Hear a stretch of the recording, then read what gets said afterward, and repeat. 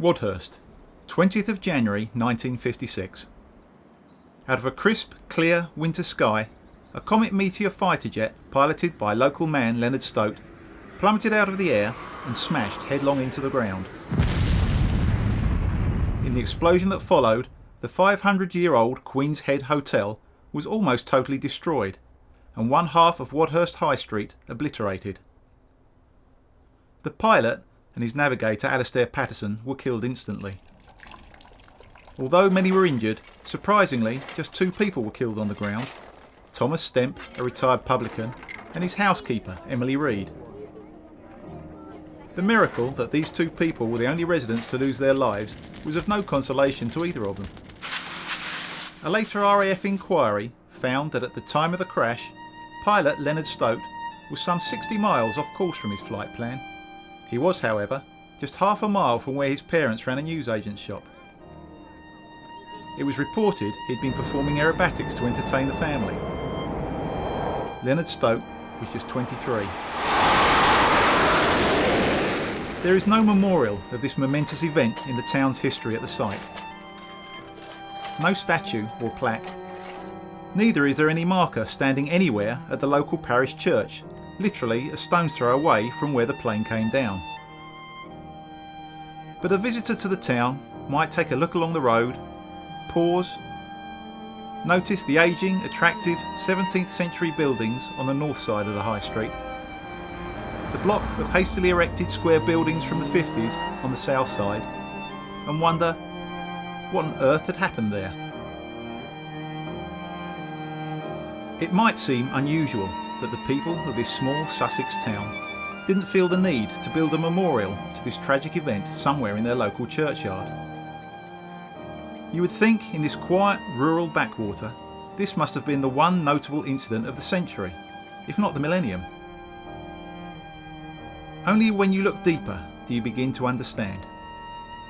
Gradually you find that to justify a memorial in these particular grounds, from any point in the church's 1,000 years of history, you need to have participated in something pretty extraordinary. The lives behind the names commemorated here are much more remarkable than the small matter of a plane crash that destroyed half the high street. And as you look into those stories, as you investigate their past, well then, slowly, you come to understand that these are the secrets of Wadhurst Church.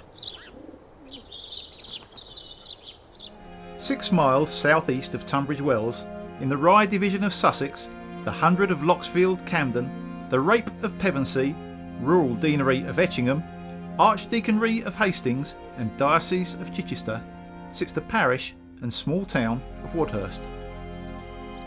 Today, very few people could tell you what all these tithes and titles stand for, but pretty obviously, to have gathered so many claims of ownership from so many people, you need to have been around for a very long time.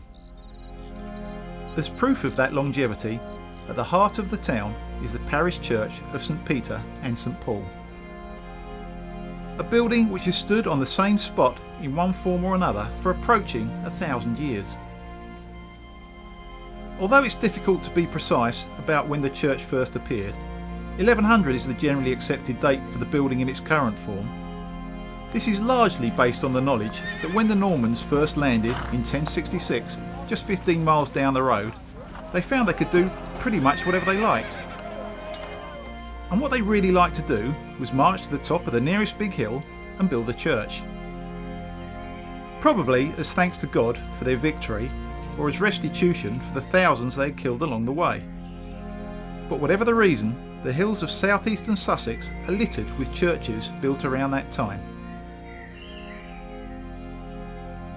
The oldest part of the existing church is its Norman tower, making the existing building a Norman church, although a Saxon place of worship almost certainly sat on the same spot before the Normans came along. Like all churches of such a great age, it has been hugely modified in its time, with various additions in the 13th, 14th and 15th centuries. On top of this, a major rebuild took place in 1911 after a fire took hold in the vestry. The church's most prominent feature is its spire. Built in the 14th century on top of the tower, This is known as a brooch spire, which basically means it's octagonal in shape. But most noticeable about it is that when you look, it is quite clearly out of true. There's a definite kink to one side. Whether this is due to movement over time or just a dodgy builder is very difficult to tell, but at 124 feet it is the highest point for many miles around, pointing its crooked finger up at the sky. By 1575, this spire had been sitting on top of a building that is 500 feet above sea level for almost 500 years. So it could hardly be called a great surprise when it was violently struck by lightning. Fortunately, as we all know, lightning never strikes the same place twice. But then, in 1595, it was hit again. The church is surrounded on three sides by bowed and rambling houses from the 16th and 17th centuries, huddling close, keeping tight to border the limits of the consecrated ground. On the morning of 16th October 1987, like many other places in the southeast of England, the churchyard of Wadhurst woke up to a scene of devastation. During the night, hurricane-force winds had blown through the area, uprooting trees, bringing down power lines, seriously damaging the roofs of houses and shops. One of the two ancient yew trees in the churchyard was blown down, damaging the tombstones that lay underneath. Now just the one remains. Nobody over worried. Far greater damage had been inflicted in the past.